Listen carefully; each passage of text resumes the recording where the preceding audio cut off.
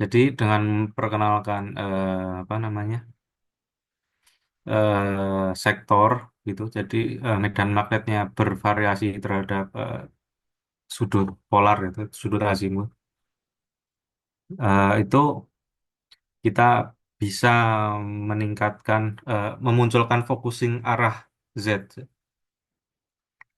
Jadi kayak gitu. Terus kemudian kalau kita bentuk lagi secara spiral, ternyata bisa ditunjukkan kalau focusingnya juga bisa jadi lebih kuat.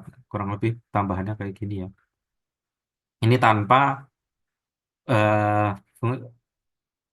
frekuensi Betatron, tanpa kontribusi dari field index yang nilainya makin besar keluar, apa, medan magnet yang makin membesar ke jari-jari luar. Ini murni dari eh, sektornya saja, dari Hill dan Valley. Jadi kalau seandainya teman-teman mendesain eh, magnet untuk dengan Hill dan Valley tapi nggak dikasih sudut spiral, berarti zeta-nya ini sama dengan nol. Berarti tan kuadrat zeta sama dengan nol. Jadi cuman ketambahan suku F ini aja. Suku F, F itu apa? Flutter average kemarin lupa saya. Oke. Jadi kalau dikombinasikan, oh oke. Nggak, jadi kita lanjut ke pembahasan terkait field index rata ya, K.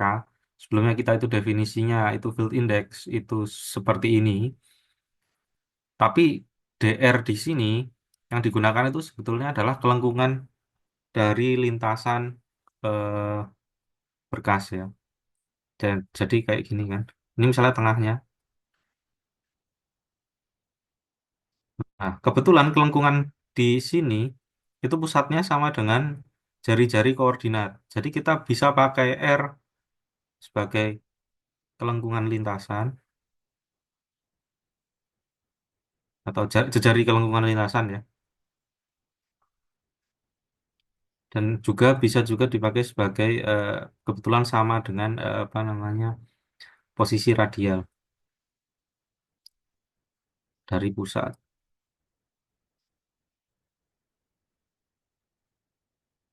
Nah, kebetulan kalau pakai sistemnya AVF atau FFAG, lintasannya kan kayak gini, nggak salah. Kalau ini 4 sektor, apa 8 sektor ya kalau disebutnya ya. Eh, ini ada yang jari-jarinya besar, ini jari-jarinya besar, ini jari-jarinya kecil. Nah, jadi penggunaan kayak gini jadi salah. Yang dipakai itu harusnya yang ini dan bukan yang jari-jari ini, bukan yang sini ya, tapi jari-jari yang ini. Nah, oleh sebab itu kita ganti definisinya. Kalau kalau di setiap titik, kalau di setiap titik itu jadi R-nya diganti rho, R diganti rho. Kemudian dx apa namanya? Dx itu sebetulnya ini dr ya, dr ganti dx. Di mana dx itu sebetulnya d rho sih sebetulnya. Sama aja. Cuman notasinya di buku ini dari bab 1 itu pakai dx ya. Jadi ya dari sini cukup cukup jelas ya. Jadi kita menghitung n itu kelengkungannya bukan terhadap koordinat. Jadi R itu bukan posisi radialnya, tapi dia itu jari-jari kelengkungan lintasannya. Di mana kalau untuk fixed field accelerating gradient atau untuk AVF ya, azimuthally varying field itu di sepanjang lintasan, field index-nya akan berubah-ubah.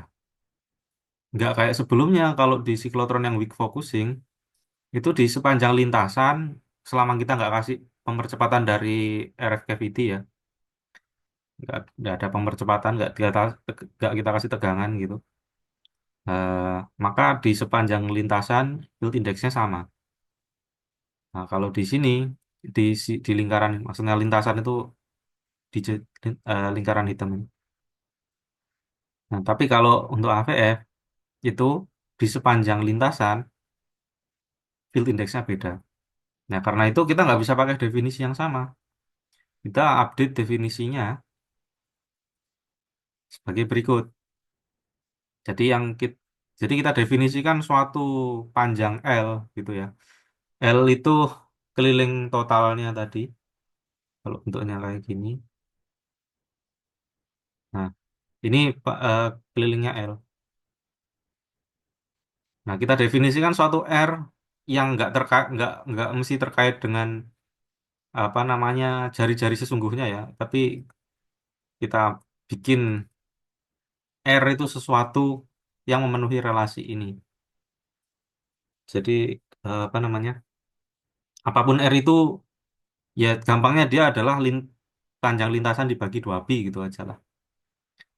Nah, sebelumnya kita tahu bahwa medan magnet itu supaya partikelnya itu bentuk orbitnya stabil ya di tengah gitu, dia harus memenuhi eh, relasi ini kan, apa namanya mv kuadrat per r sama dengan IVB.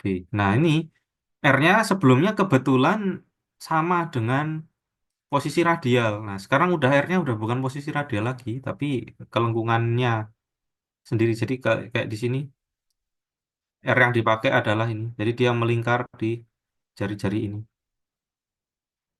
Jadi ini ganti row,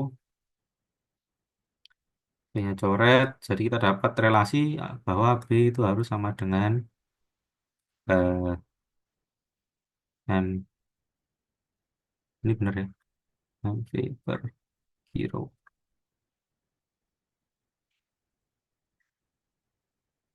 Nah, kita bisa ratakan ini.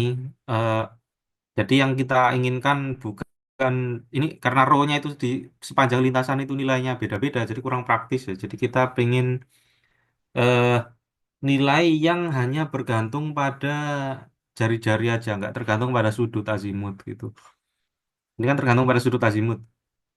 Jadi kita definisikan ratanya dari B, yaitu B sama dengan 1/L BDL, di mana L-nya adalah 2πr. Jadi kita terus bisa substitusi ini eh, per L MV kilo MV. Nah, V itu kecepatan arah azimut ya. Karena nggak ada RF, harusnya dia nilainya konstan di sepanjang lintasan. Jadi dia bisa keluar dari eh maaf ini kilo apa? Dia bisa keluar dari integral pelestarian momentum sudut ya. Integral dl per rho.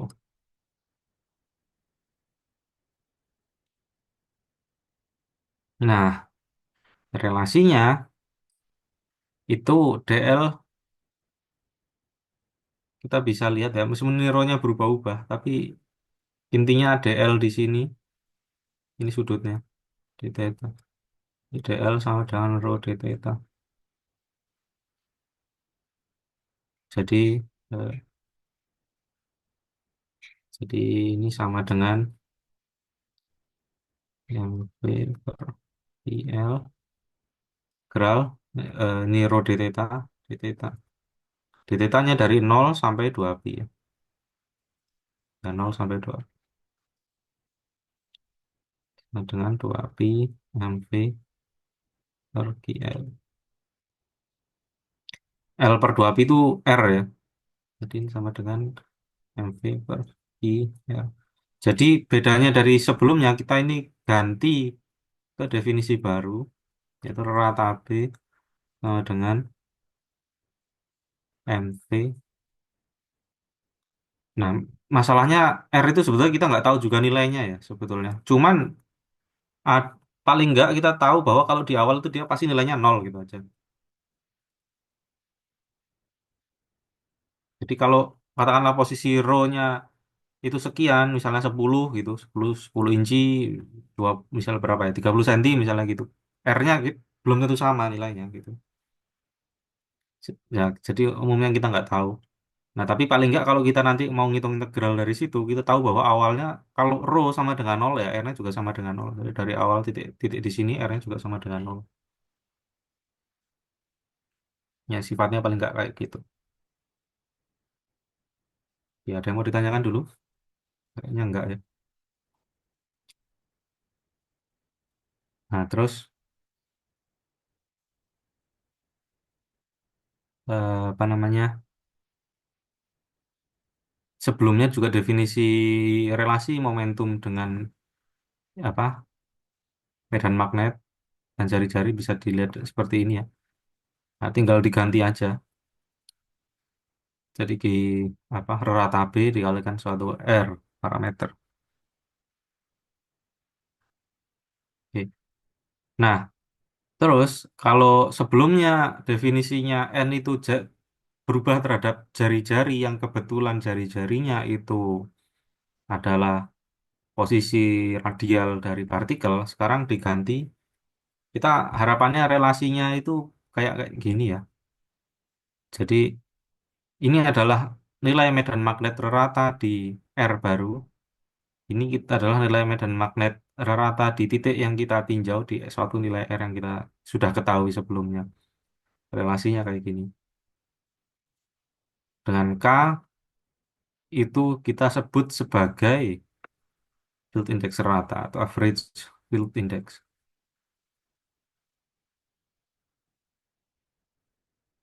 Jadi di sini dianggap kalau K itu di suatu wilayah kecil, jadi ini berlaku untuk wilayah yang kecil biasanya.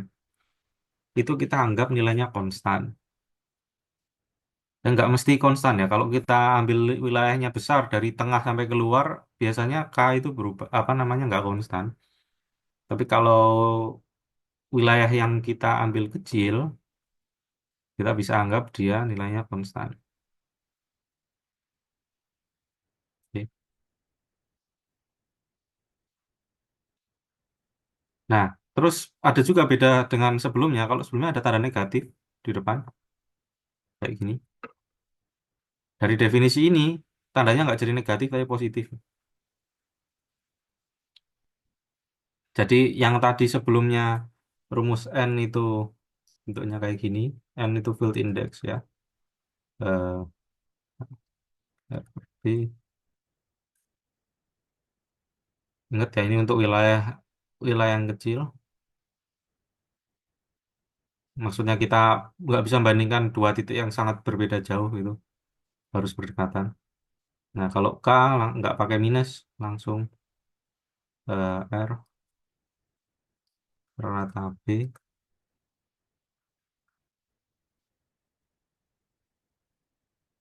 Nah ini parameter penting yang nanti perlu kalian definisikan kalau mendesain suatu siklotron, terutama siklotron isokronus nanti. Ini sudah melibatkan eh, bagian apa Hill dan Valley juga. Jadi kalau diomongin pasti nanti bukan lagi medan magnet di jari-jari R, tapi medan magnet ratanya berapa gitu. Oke. Nah, terus menurut ini penulisnya, cara yang paling gampang untuk, saya nggak bisa bilang paling gampang sih, tapi menurutnya paling gampang itu adalah dengan mencari relasinya dengan kompaksi momentum gitu. Masih ingat definisinya kompaksi momentum alfa itu sama dengan eh, L per P. Jadi kalau alfanya besar, itu artinya dia sangat, kalau alfanya besar dia lebih terkompaksi ya kalau dari definisi kayak gini. Kalau lebih terkompaksi itu berarti misalnya, misal nanti nanti bisa dicoba disimulasi bikin program sendiri gitu atau paling nggak pakai program yang sudah ada. Kalau lintasannya di siklotron AVF itu nggak kayak gini. Nah, nggak. Tapi awal masih besar, waktu di ujung itu udah eh, nyempit kayak gini. Maksudnya karena medan magnetnya tambah kuat di luar, seiring dia keluar itu turn separationnya itu mengecil gitu lah kurang lebih. Ini sorry gambarnya nggak 100% akurat ya, tapi intinya kalau di luar itu put- penambah apa namanya waktu dia lewat satu putaran, kemudian dipercepat lagi pakai RF cavity itu jaraknya lebih kecil daripada waktu masih di awal. Kok nanti kita bisa lihat kalau ternyata momentum compactionnya semakin keluar semakin besar. Jadi kalau bisa dilihat di sini P, Q, D, R, D, dp sama dengan Q, R, db plus Q, D. Nah, terus dibagi semuanya dengan P, dapat per P per Q, B, R, per Q. Jadi ini dapat dp per P sama dengan eh, db per P tambah dr per R. Nah, kita lihat kalau dari definisinya K kayak gini. Jadi ini kalau dr per R-nya saya tarik keluar, dp per P itu sama dengan eh, kalau dr per R ditarik keluar kan ini jadi R per B dp. Jadi turunan sama pembagian gak ada bedanya kalau di sini ya. R per R. Ini kan sama dengan K. dp per P sama dengan K plus 1. Nah, terus dari definisi ini, dr per R sama dl per L itu sama ya. Sama dengan dl per L. Ya karena ini tinggal dikasih dua pi aja kan. Dua pi yang coret. Jadi ini langsung kalau semuanya dibagi dengan dr per R, ini dapatnya alfa sama dengan K plus 1.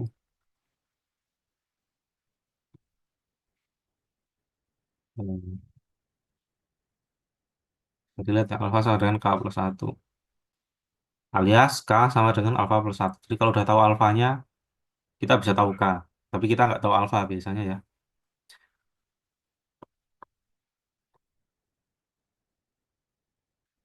Oke. Jadi kalau momentum compaction of a typical zero gradient synchrotron, ini tapi synchrotron, alfanya 0,6, sehingga K-nya minus 0,4 ini enggak. Kalau kita K-nya harus positif sih. Ya ini enggak, pendekatan di sini enggak berlaku ya, ini karena ini weak focusing. Eh, dia enggak pakai bentuk sektor kayak kayak siklotron AVF. Oke, sampai sini ada yang mau ditanyakan dulu? Nggak ada, Mas. Udah clear ya? Ya, Permisinya ke toilet sebentar ya. Eh, 1 menit. Apa recordnya bisa di pause nggak? bisa, Mas. Oh iya, iya. Lagi recordnya. Sip. Nah, jadi lanjut kita bahas. Ini nggak terlalu kita perjelas ya terkait Betatron frekuensi ini. Yang jelas, ini semua yang diturunkan di bab-bab sebelumnya itu pendekatan.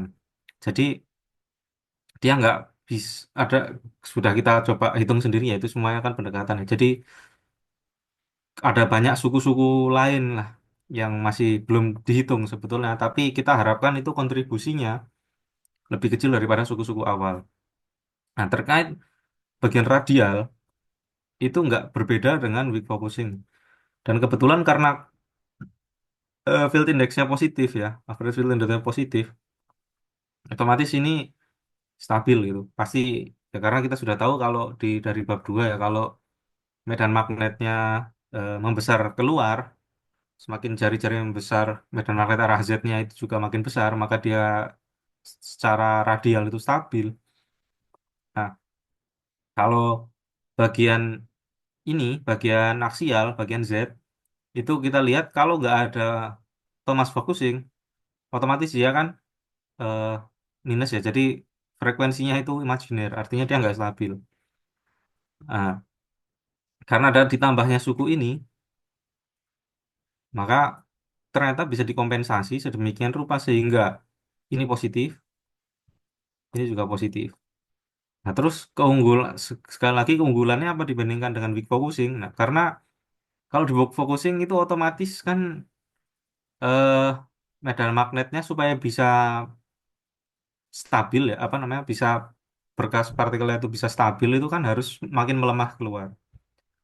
Namanya makin melemah keluar ya eh, karena adanya efek relativistik, maka frekuensi putarannya partikel itu melambat, sementara frekuensi RF konstan. Nah, trik yang sebelumnya dibahas adalah dengan melambatkan frekuensi RF dimodulasi gitu. Itu namanya sinkrosikloton. Nah, tapi pengorbanannya harus berkas jadi sangat kecil karena dia cuma bisa mempercepat satu dalam satu waktu, satu bunch saja dalam satu waktu. Nah, ini supaya bisa mengkompensasi efek dari eh, efek relativistik, enam ya bisa dibilangin, bisa dikatakan lah ya secara sederhana meskipun mungkin nggak 100% akurat bahwa masanya itu membesar itu ya. Pelambatan pelambatan eh, frekuensi revolusi itu bisa dibikin konstan dengan memperkuat medannya keluar. Jadi otomatis ya mau nggak mau selalu konfigurasinya kayak gini. Selalu K itu harus selalu eh, K-nya harus selalu positif. Jadi ini kalau nggak ada F-nya sama dengan nol, ya ini imajiner tidak stabil. Maka kita tambahkan sektor eh, ya kita berikan Hill dan Valley. Jadi nggak sekedar bisa dibilang keunggulannya berkasnya tetap stabil. Yang kedua tetap isokronus tanpa harus melambatkan eh, melambatkan frekuensi RF. Nah, karena nggak frekuensi RF tidak dilambatkan, berkasnya bisa kita bikin continue terus.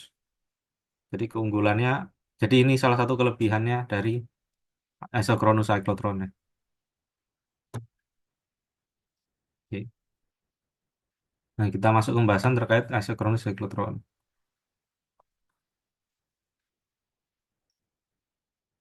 Nah, jadi dia bahas ini VZ supaya dia tetap positif, maka suku yang mau melibatkan flutter dan spiral angle harus besar terus untuk melawan minus K di segala waktu, di kapanpun.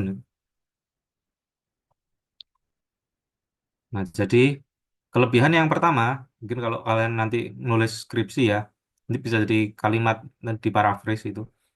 Di kelebihan pertama dari isochronous cyclotron, maka kompleksitas dan harga atau pokoknya kerumitan dari frekuensi modulated system bisa avoided. Jadi RF-nya itu konstan aja. Jadi bisa pakai sistem RF yang lebih murah, gampangnya gitulah.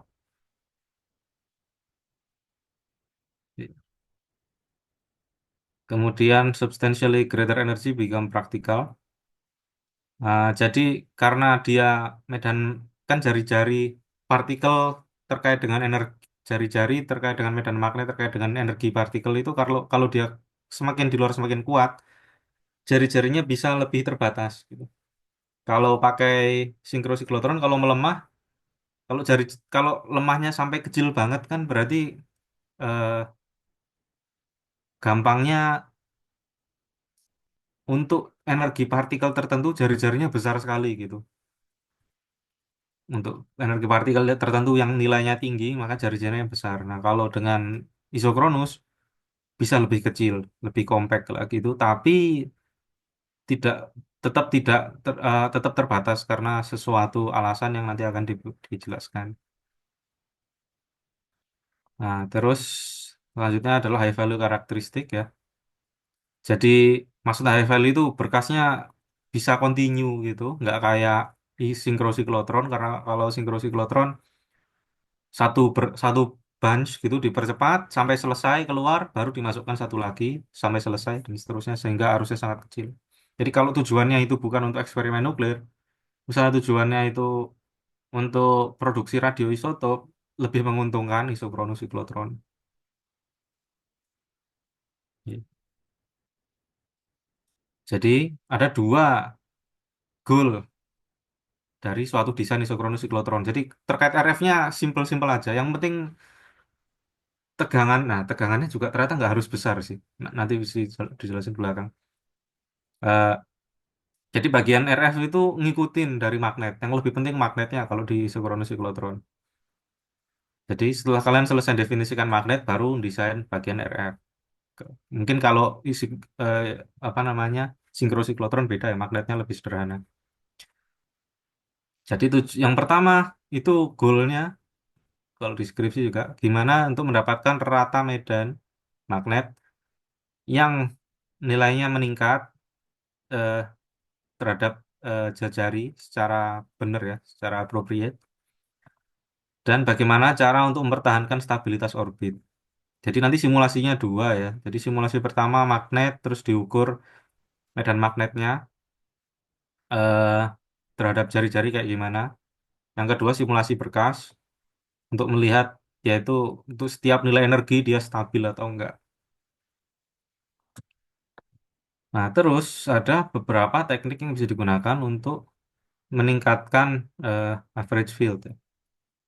Yang pertama adalah dengan mengurangi jarak antara pole tips besinya, hill, hill dan valley. Ya.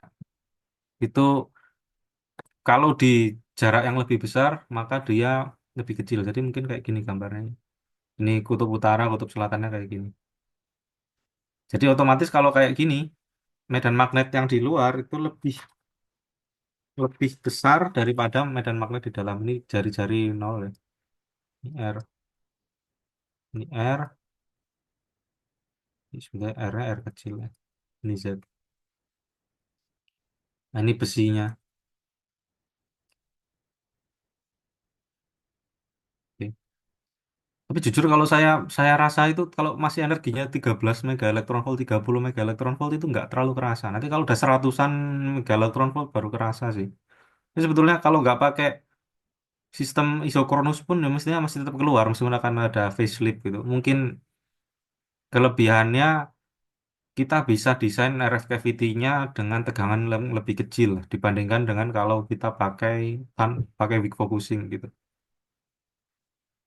Jadi efek isokronus untuk buat proton apalagi untuk partikel yang lebih berat itu kan proton itu berapa berapa ratus MeV atau malah berapa giga elektron volt ya masa diamnya itu. Jadi untuk bisa mencapai relativistik itu energinya butuh tinggi sekali nggak kayak elektron gitu. Elektron kita kasih 100 kilo elektron volt aja udah mulai energinya sudah 100 kilo elektron volt itu udah mulai relativistik. Tapi kalau proton masih masih lama 10 MeV juga hitungannya sebenarnya belum relativistik banget gitu. Belum faceliftnya jadi karena perubahan udah nggak sinkron antara RF dengan berkas ada facelift gitu. Nah, kalau faceliftnya terjadi terus-menerus bisa terakumulasi sehingga tidak bisa keluar sama sekali berkasnya. Nah, maka solusinya bisa dilakukan dengan meningkatkan eh, tegangan di RFD misalnya kayak gitu. Nah, kalau kita pakai isokronus, kita nggak perlu menggunakan tegangan RFD yang sangat besar karena dia nggak terjadi facelift ya. Jadi dia bisa kita pakai tegangan rendah aja, relatif ya. Sedemikian rupa sehingga tidak terjadi facelift dari dalam sampai luar. Mungkin alasannya kayak gitu sih. Nah, jadi secara prinsip extremely low D voltage ya, sangat dengan low D voltage itu sangat cukup untuk isokronus. Nah, tapi secara praktek enggak. Nah, karena kenapa? Ya kita nggak bisa bikin magnet yang sangat presisi gitu ya. Jadi selalu pasti akan ada departure dari isokronis. Nggak isokronus lagi. Nah, ya, artinya ya ini masalah engineering ya. Secara prinsip bisa, secara praktek nggak bisa. Nah, terus kita bisa juga bikin concentric circle, lingkaran dari konduktor berbentuk lingkaran konsentrik yang ditempelkan di pole dan disupport pada bidang dari hill. Nah, terus ini konduktornya itu dialiri listrik gitu. Jadi bedanya kayaknya kalau di DC13 nggak ada sih. Jadi di atasnya hill itu dikasih eh, kumparan gampangnya gitu dengan bentuk tertentu. Nah, dengan bentuk tadi dan kita bisa ngatur juga kuat arusnya, maka kita bisa membentuk medannya dengan bentuk yang lebih kompleks lagi. Nah, itu disebut sebagai trim coil. Trim coil kalau di siklotron di kampus saya dipakai ada trim coilnya pakai. Nah, terus ada juga azimuthal width dari hill dapat ditingkatkan. Jadi maksudnya kalau dilihat dari atas, mungkin ini kayak Desi 13 ya kalau feeling saya ya. Jadi kan kalau tadi kalau siklotron ada hill valley-nya kan bentuknya kayak gini toh. Mana ya? Kayak gini. Sorry.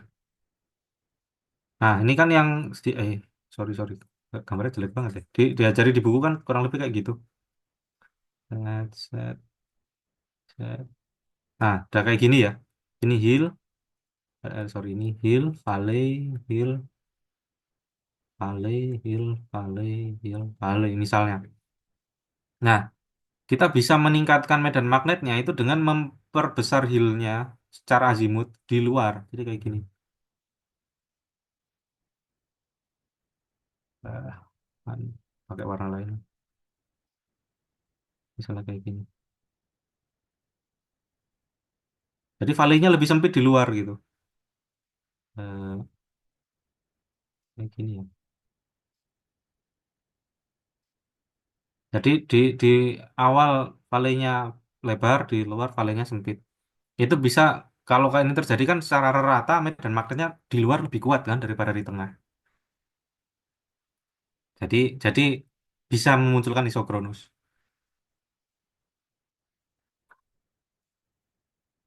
Kurang lebih kayak gitu ya. Ya nggak harus bentuknya kayak gini, yang jelas menyempit aja valley-nya gitu. Jadi ini untuk isokronus ada 3 teknik yang bisa dipakai. Kalian bisa coba nanti waktu bikin program simulasi. Terus untuk memaintain eh, stability, pertama jelas flutternya ya. Eh, jadi bisa kita berikan flutter coil, cuman ini juga nggak ada kayak di DC13, ya. Murni dari besi magnet aja, kayaknya ya. Nah ini bikin kok nambahin coil itu bikin repot sebetulnya, lebih kompleks, tapi bisa bikin fleksibel. Jadi kita nggak cuma mempercepat satu berkas saja gitu. Jadi jadi kalau kita ganti berkasnya, mungkin focusingnya harus ada yang dimodifikasi. Nah, kalau kita tambahin coil seperti ini, kita bisa ganti aja arusnya di tiap coil untuk setiap elemen yang mau kita percepat. Masing-masing punya arusnya sendiri-sendiri gitu. Nah, kalau 100% itu dari bentuk besi, ya berarti nggak bisa kayak kita nggak kurang fleksibel jadinya. Jadi tergantung kalau misalnya disuruh desain magnet itu untuk satu jenis berkas aja atau untuk berbagai macam jenis berkas. Kalau untuk satu saja, ya mungkin cukup pakai ini. Tapi kalau maunya macam-macam, karena mau dipakai buat eksperimen, ya maka harus sebaiknya ditambahkan flutter coil sama tadi apa trim coil. Cuman nanti susahnya lagi di sumber ionnya sebetulnya untuk menghasilkan masing-masing eh, gas ya. Jadi sumber ion yang bisa dipakai untuk segala macam gas itu mungkin agak mahal ya. Ya beli sih ujung-ujungnya kalau kayak gitu. Sama RF-nya mestinya juga lebih lebih rumit nggak sih? Enggak. Jadi asalkan rasio massa sama muatannya sama, enggak masalah kan. Dia Oh bisa iya. dianggap sebagai yang sama gitu. Ini makanya kita ngomonginnya terkait focusingnya, bukan terkait isokronusnya. Karena semuanya bakal isokronus kalau rasio massa dan muatannya sama. Bisa dibayangin enggak? Ya, Jadi jadi kan omega sama dengan Q B per, tadi apa tadi rumusnya, Q B per M ya? Kalau nggak salah kayak gini kan. Nah, kalau rasionya ini sama, dengan magnet yang sama, omeganya sama gitu. Jadi misalnya eh, deuterium itu kan masanya 2 ya, D plus masanya satu deuterium. 2 kan. Ya, Deuterium 2 1. Nah, kalau itu sama kayak helium, itu masanya 4 tapi 2 plus, 2 elektronnya lepas. Kita bisa pakai buat itu. Deuterium itu Oke. satu proton, satu neutron berarti. Ya, masanya kan 2. Iya, asalnya dua. Neutron, proton kita anggap sama. Ntar, ini saya bikin zoom dulu. Eh, Oke. sendiri. Oke, Assalamualaikum. Makasih.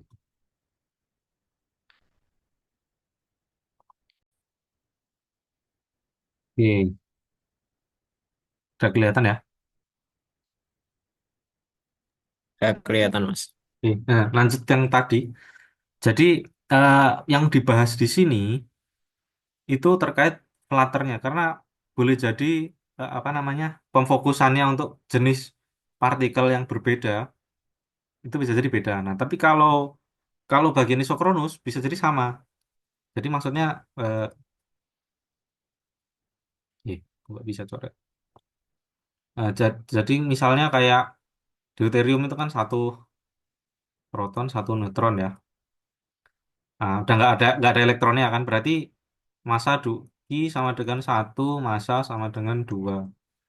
Nah, terus kalau helium itu kan massa sama dengan 4, ya kan? Terus Q-nya sama dengan 2. Tidak ada elektron sama sekali, jadi He 2 plus.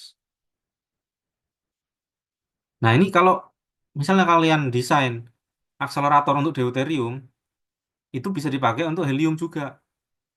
Dengan catatan heliumnya harus yang 2 plus. Nah, ini nanti perlu di sumber ionnya dibikin filter supaya yang helium 1 plus nggak ikut keluar. Ini nggak ganggu. Nah, kalau di sumber ion yang ada sekarang itu buat namanya elektron cyclotron resonance, buat nama sumber ion ECR gitu. Itu bahkan bisa sampai stripping plus sampai 10 apa berapa gitu. Jadi kalau sampai untuk ion-ion berat itu mungkin gitu.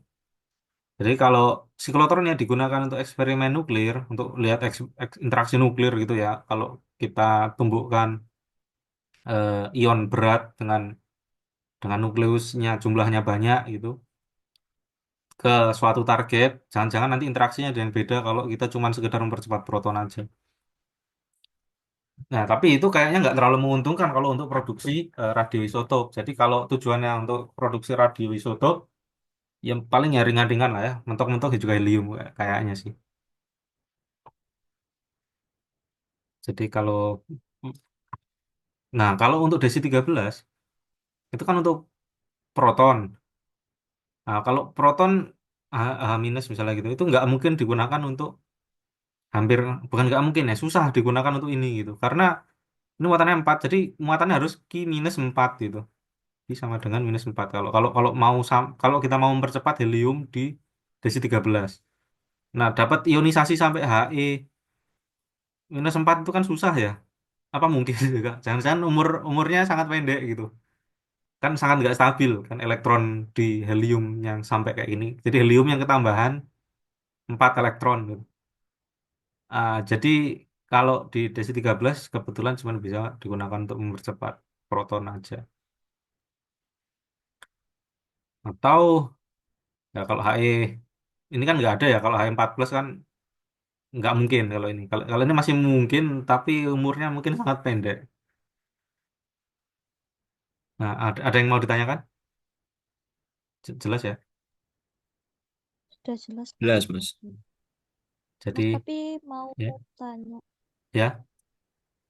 kalau jadi kan kalau mau mendesain itu kan kita kan harus menentukan ini ya, Mas, apa Nah, kedalaman valenya. Nah, mhm. kalau secara teori cara menentukan kedalaman valenya itu seperti apa?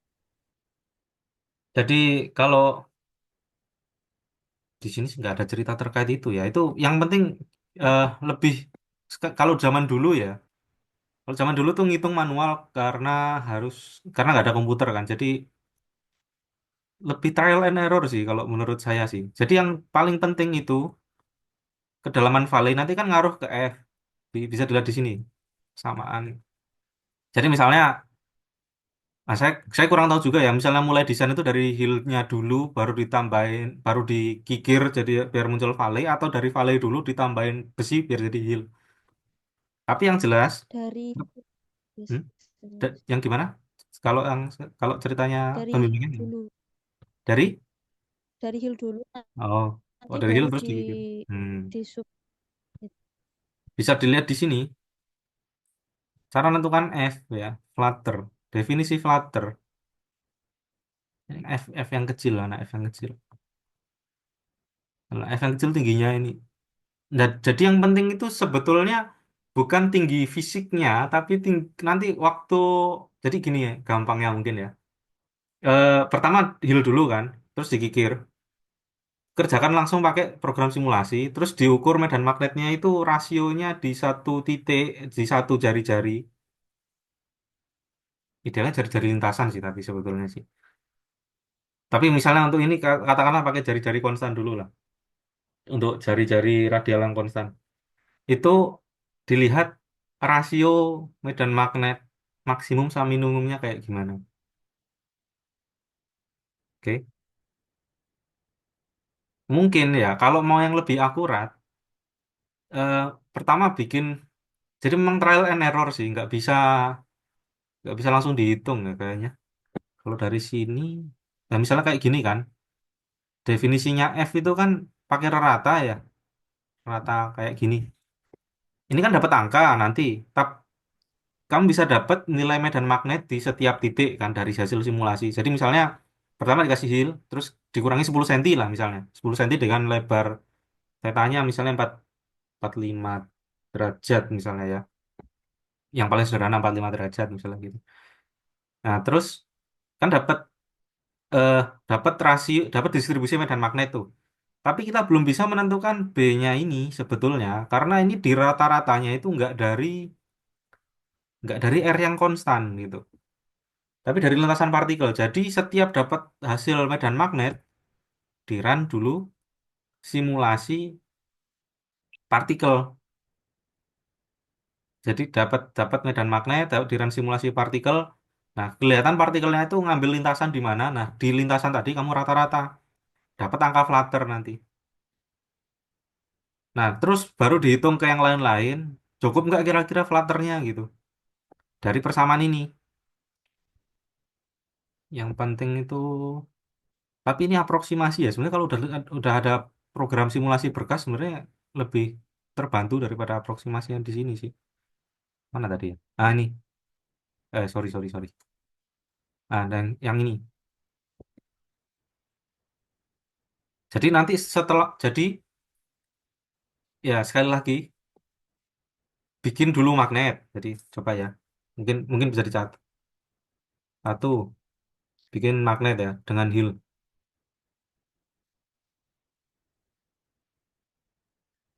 Tapi ini isokronus kan, jadi hillnya makin luar, makin makin mendekat dari atas ke bawah ya, kayak tadi sudah saya gambar. Iya, Mas. Dua, buat valley-nya. Ini nebak sih, nebak. Ya, Ini ya. nggak bisa langsung dapat angka gitu, ini ditebak dulu. Terus kan dapat eh, peroleh ya, udah diperoleh medan magnet. Jadi ini nilai arus kumparan juga sudah dikasih gitu. Biasanya kayaknya sih yang penting di tengah dulu kali ya, karena kalau di tengah itu yang bagian hill valley nggak ada bedanya gitu. Oke. Jadi di tengah medan magnetnya mau berapa misalnya kayak gitu. Peroleh medan magnet, terus empat jalankan program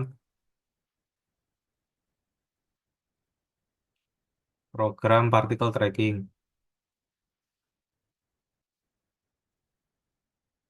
untuk mengetahui lintasan.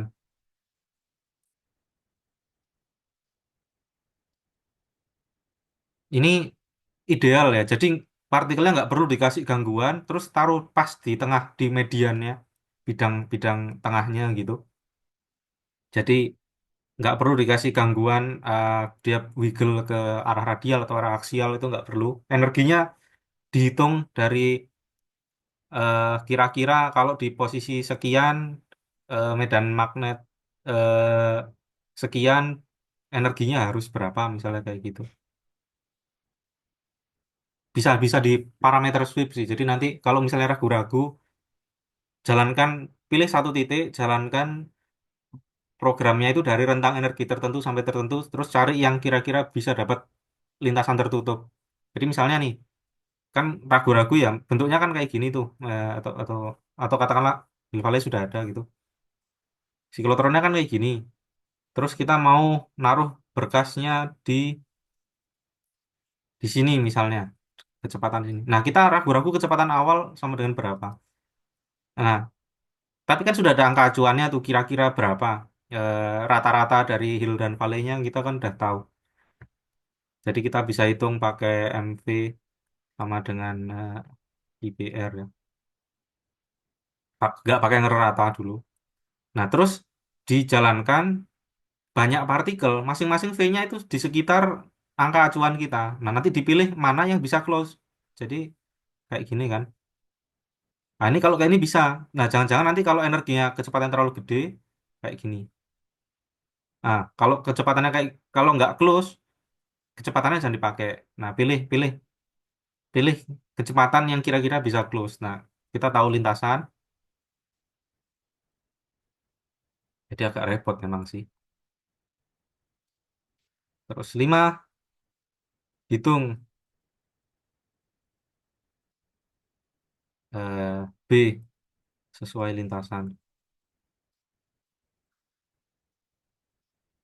6 hitung F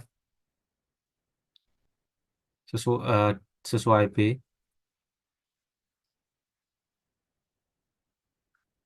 Terus hitung hitung hitung K. Kalau hitung K berarti sudah banyak ya. Hmm, ya dari sini kita udah dapat flutter sih. Eh, Kalau sepemahaman saya ya, kalau dilihat dari itu, sebetulnya semakin dalam semakin bagus karena flutternya makin gede. Ini kan bisa dilihat kalau ini 100% dari selisih tingginya Nul dan Vale. Coba di komponen lain kan tidak ada kasus di mana Flutter itu bikin focusingnya jadi jelek kan, kalau dilihat dari sini dan sini. Berarti setinggi mungkin yang masih masuk akal. Nah, tapi kita cek kalau bikin se ekstrim itu kira-kira ganggu isokronusnya enggak gitu, terutama ganggu K-nya atau enggak gitu. Oke. Ini kalau sudah kita bisa hitung F, Oke. kita dapat nilainya, kita bisa ngitung K juga dari dalam sampai keluar K-nya berapa, kita bisa hitung ini stabil nggak kayak gitu. Tapi ini cara manual ya. Jujur kalau kalau sudah bisa, kalau udah ada particle tracking itu sebetulnya nggak dihitung pun bisa. Tapi nanti kehilangan generalitas gitu sih. Jadi maksudnya kalau kalau mau nggak, kita nggak bisa lihat polanya gitu kalau 100% dari simulasi untuk stabilitas.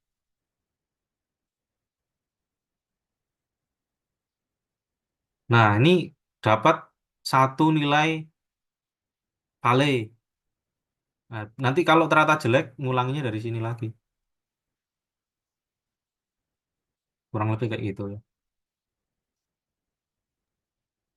Ada Wah, yang mau oke ditanya? Mas Epi. Terima Hmm. kasih nanti di Memang sudah banyak Mas, nebaknya sudah sih. paham. Hmm. Banyak, banyak nebaknya sih. Masalahnya ini kan bedanya dengan weak focusing. Kalau weak focusing itu kita nggak perlu meninjau lintasan partikel gitu loh buat ngitung medan magnetnya. Sementara di sini kita ngitung medan magnet rata itu ngikuti lintasan partikelnya gitu. Jadi kita harus pakai program simulasi berkas juga untuk ngitung medan magnet ratanya. Sebetulnya pun juga kalau kalau simulasinya sudah bagus ya, oh ya sorry sorry. Masalahnya gini ya, jadi oh ya Bu, saya baru ingat. Secara umum, kalau kalian pakainya yang tadi nggak ada gangguan arah aksial dan arah radial, jadi murni 100% kayak gini, kalian nggak akan bisa melihat ketidakstabilan dari berkasnya. Kalian cuma bisa lihat ini pakai partikel referensi gitu loh, apa namanya? Jadi nggak kelihatan osilasinya di sepanjang lintasan ini gitu. Jadi ini mungkin meskipun kita sudah melakukan simulasi dengan berkas pun, tapi karena berkasnya itu berkas partikel terbaik ya, bukan partikel yang nggak stabil dengan arah Z dan arah R gitu, ya belum tentu bisa valid itu. Jadi cara menambahkan validitasnya, ya perhitungan ini juga tetap harus dilakukan. Jadi ini nggak bisa dilakukan murni dengan simulasi kalau menurut saya, kecuali kalau partikelnya banyak banget. Dan kalian rela nyempel banyak partikel sekaligus kayak gitu. Jadi tergantung ini kalian bisa pakai murni simulasi tapi nanti akan membutuhkan komputasi eh, intinya resource-nya butuh gede, butuh komputer yang kenceng gampangnya kayak gitu. Tapi kalau dengan ini magnet satu selesai, udah dibentuk, terus bikin orbitnya. Orbitnya nggak cuma satu ya sebetulnya, ada banyak sih. Dengan suatu hitungan isokronusnya gitu. Di setiap titik nanti kecepatannya sendiri sendiri sendiri sendiri ngikutin ngikutin ini. Eh, terus nanti setelah itu baru kita bisa ngitung K-nya dan kita bisa ngitung ini apa namanya frekuensinya. Jadi kalau kebetulan kalau desain magnet memang kalau AVF kayaknya harus dibantu oleh particle tracking. Tapi kayaknya sih secara umum kalau F besar itu bagus intinya gitu. Kalau F besar bagus berarti ya sebisa mungkin Hill Valley-nya selisihnya jauh gitu. Karena bisa dilihat di sini F itu nggak bikin dia jadi nggak stabil entah di R entah di Z nggak ada pengaruhnya. Cuman bisa nambah kestabilan doang. Jadi in principle awalnya mungkin langsung bikin sedalam mungkin terus cek isokronusnya gitu aja lah. Oke, bisa. Oke, Mas. Oke. Sedalam mungkin. Coba coba dulu kayak gitu. Oke. Terus kita bahas terkait ntar spiral angle. Ya ini kalau mau nambahin semakin stabil kasihlah sudut spiral. Cuman kayaknya akan sedikit kompleks ya. Eh jadi Kayaknya buku ini nggak pernah menjelaskan hmm, Secara eksplisit bentuk spiralnya harus kayak gimana ya? ada dari di belakang sih. Nih kayak nah, ini tak skip dulu ya kalau gitu ya. Bisa dilihat di sini. Jadi misalnya kayak R kayak gini nih. Nah, jadi ada V ini sudutnya nilai nilai jadi kayak gini kan. Jadi misalnya kalau dibentuk kayak gini kan ini tapi yang asumsi sinus ya, belum belum yang jeglek kayak di Desi 13, belum belum belum nggak kayak yang kayak gini tapi yang kayak gini. Ini kan kalau kita lihat dari sudut azimut, misalnya ini nol. Ini katakanlah sudutnya 30 misalnya 60 derajat lah katakanlah, ya kan? Nah, kalau diganti kayak gini persamaannya, setiap jari-jari sudutnya berubah gitu. Jadi misalnya eh, R sama dengan nol itu R sama dengan nol terlalu kecil. Misalnya R sama dengan satu lah ya, satu satuannya entah apa gitu. V sama dengan 60. Nanti R sama dengan 2, eh, V sama dengan misalnya makin makin kecil ya harusnya kayak gini kan. Eh, Jadi V sama dengan 50, R sama dengan 3, V sama dengan 45 dan seterusnya. Nanti kalau diplot bentuknya jadi kayak gini. Jadi parametrisasinya di bagian sininya.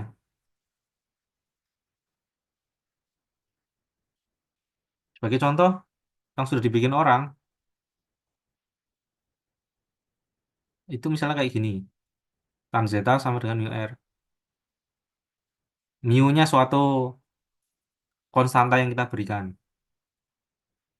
Namanya Archimedean spiral. Saya sebenarnya belum terlalu paham maksudnya Archimedean spiral atau kayak gimana, tapi kurang lebih bentuknya bisa ada banyak di sini. Oh. Nah, ini kan dia cerita nih.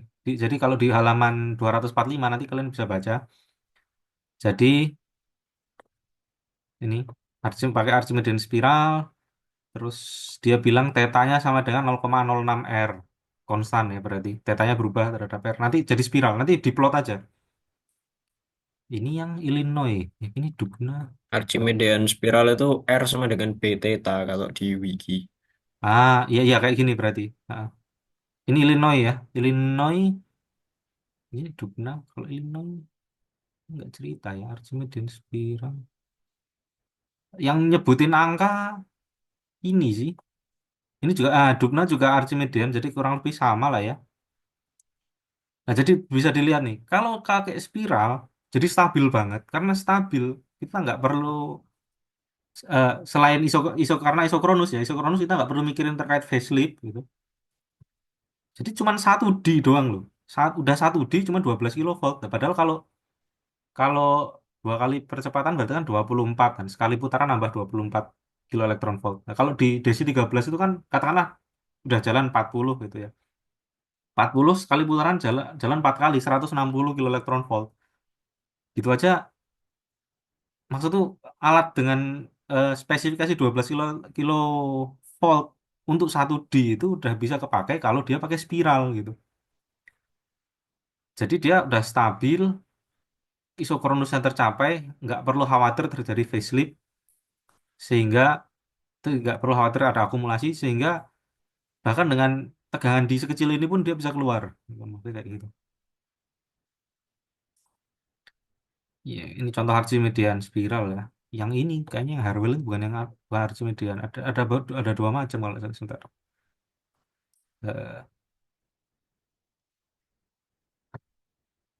Eh, ini Proton Archimedean at the output radius. Ah, ini bisa juga dicontoh buat Nurul ya. Jadi ini di luar nih katanya. At output radius, jadi radius outputnya, medannya berubah dari ini 10,7 sampai 17,5 kilogauss atau kurang lebih 1 Tesla sampai 17,5. Ya mungkin bisa jadi referensi. Dia nggak bilang pakai spiral. Nah, jadi ya intinya sih gampangnya nggak usah terlalu dipikir seberapa dalam ya. Pokoknya gimana caranya supaya angka rasio yang besar antara medan magnet di bagian eh, valley sama hillnya itu muncul gitu. Gimana cara memunculkan rasio yang besar. Tapi kalau di rata tetap angkanya bisa isokronus gitu. Jadi jadi malah yang susah itu sebetulnya gimana cara bikin hillnya itu membesar seiring jari-jari keluar. Terus waktu di dibikin valley-nya dikeruk itu di di ya dikeruk biar muncul valley, dia tetap bisa mempertahankan profil yang sama gitu. Jadi tetap isokronus. Tapi karena udah ada CAD kan sekarang udah ada kayak Opera gitu, nggak makan waktu. Nah, orang zaman dulu nggak pakai Opera kan. Padahal besi itu kalau kumparan, jadi dia di sini juga cerita. Kalau murni kumparan, ngitungnya gampang. Ya, tinggal pakai program integral gitu doang. Nah, kalau ada besinya, itu susah sekali ngitung. Jadi mereka perlu di shimming, diukur, di shimming, diukur, di shimming, diukur. Nggak bisa pakai simulasi kayak gitu. Nah, kalau yang Harwell ini sebutannya apa ya? Oak Ridge. Ini nih. Ini juga Archimedean sih. Oke, berarti rata-rata pakai Archimedean ya, yang sederhana. Tapi nggak harus ya. Kalau kalian nemukan persamaan tertentu terus hasilnya ternyata lebih bagus juga nggak apa-apa. Meskipun nanti ngitung analitiknya susah ya. Ini pun semuanya kan juga pakai pendekatan. Jauh ini ada yang mau ditanyakan? Belum ada, Mas. Clear ya? Oke. Kita lanjut condition for isochronism. Jadi syarat untuk isokronus itu gimana sekarang? Jadi ya bisa dilihat di sini ya, lumayan sederhana. Jadi sebelumnya omega sama dengan IB per M. Sekarang ganti karena lintasan ini berubah-ubah di sepanjang lintasan, ya ganti. Jadi yang nanti perlu paling dipertimbangkan itu ini. Tapi ingat ini tergantung lintasan. Nggak- Jari-jarinya beda di sepanjang lintasan. Makanya perlu program particle tracking. Oke. Terus diganti ya. Jadi M ini bukan massa diam, bukan rest mass ya. Jadi M itu sebetulnya ya M0 C². Eh, sorry. M itu gamma MC. Gamma gamma M. Gamma M0. Jadi kalau kita ganti di sini, oh, M itu bisa ditulis sebagai E per C².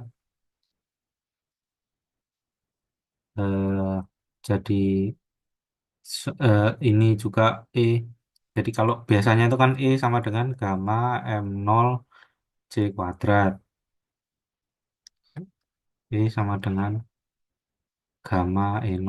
E0 itu energi awal partikel, energi rest mass-nya berapa. Kalau ini dalam satuannya mungkin kilogram, kalau E0 satuannya nanti elektron volt. Jadi maunya itu supaya satuannya semuanya elektron volt gitu. Oke. Jadi M-nya kita bisa ganti dengan persamaan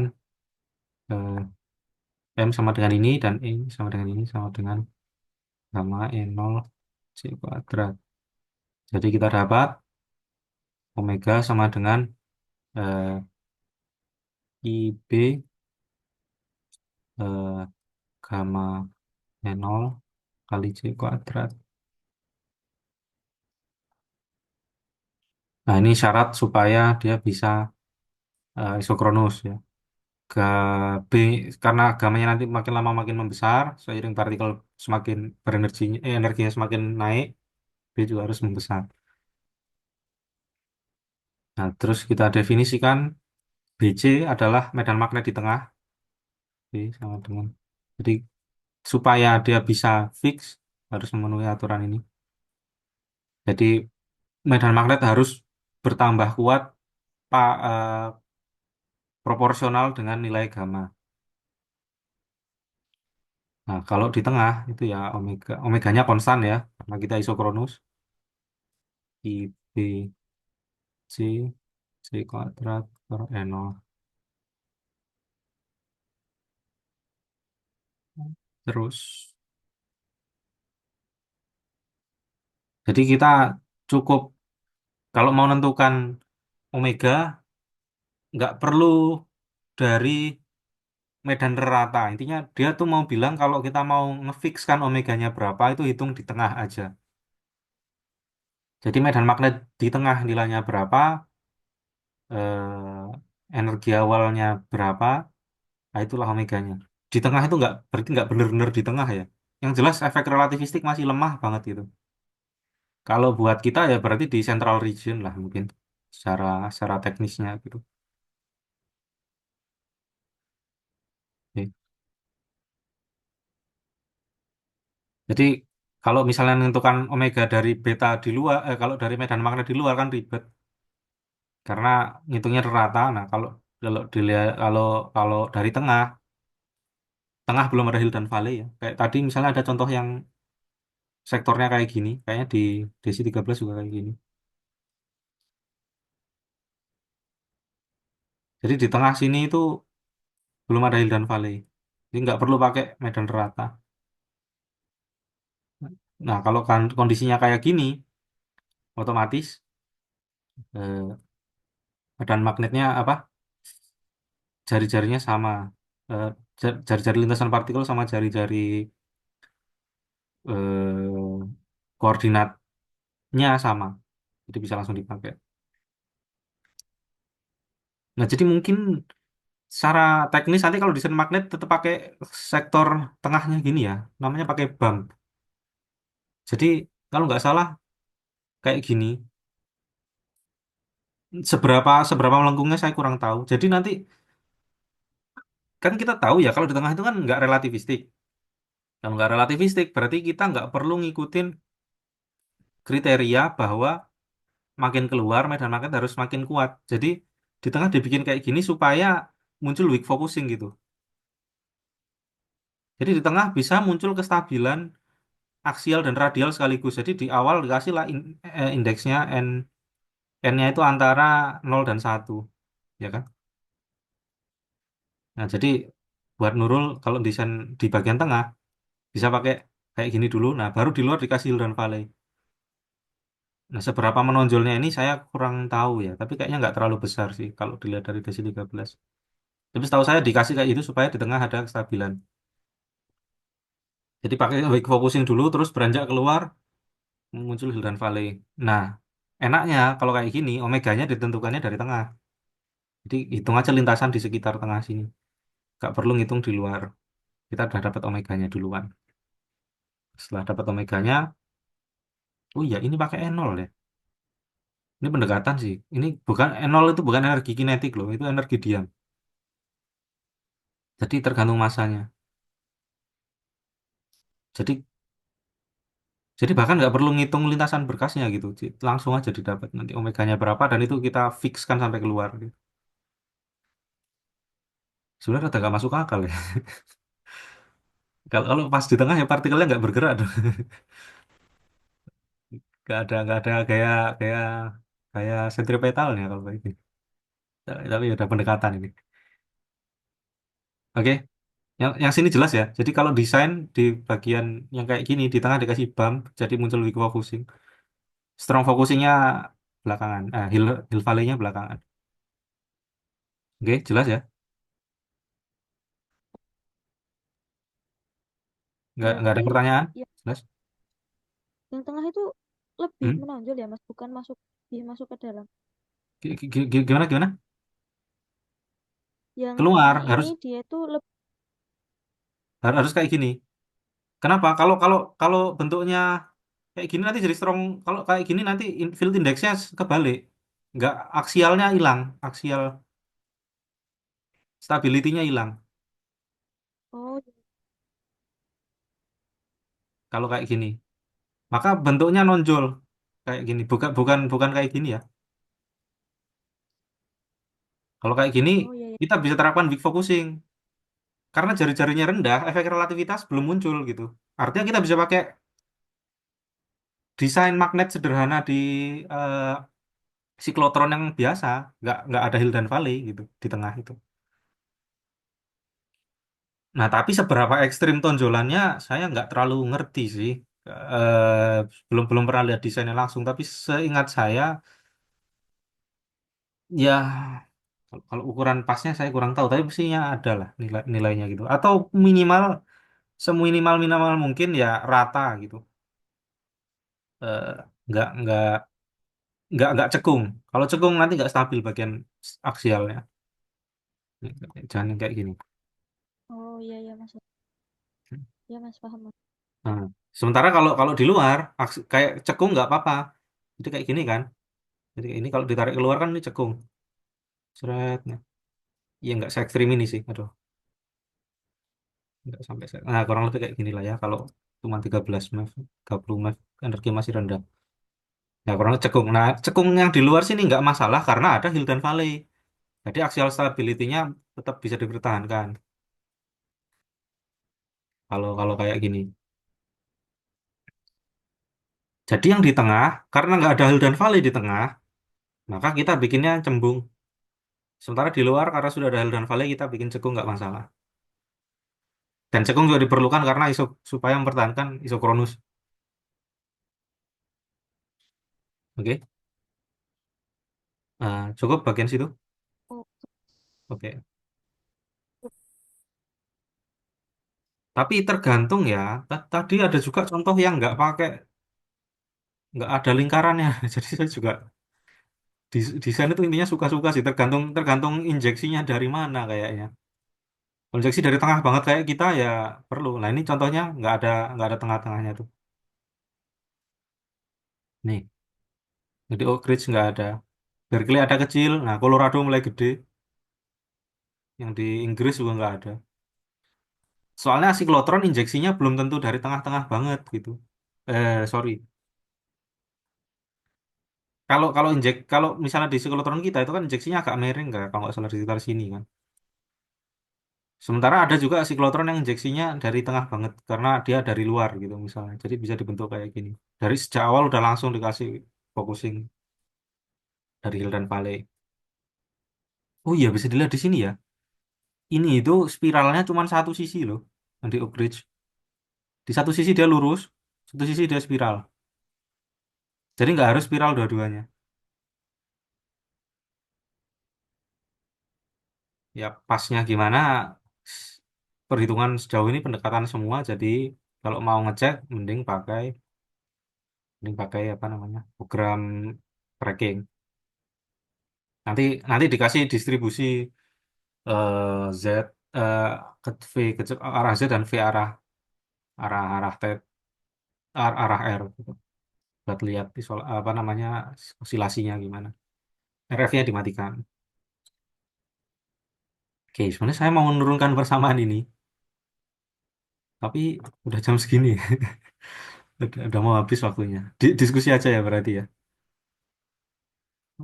Nggak ada yang mau ditanyakan lagi, kurang lebih. Nggak Nah, ada, Mas. oke.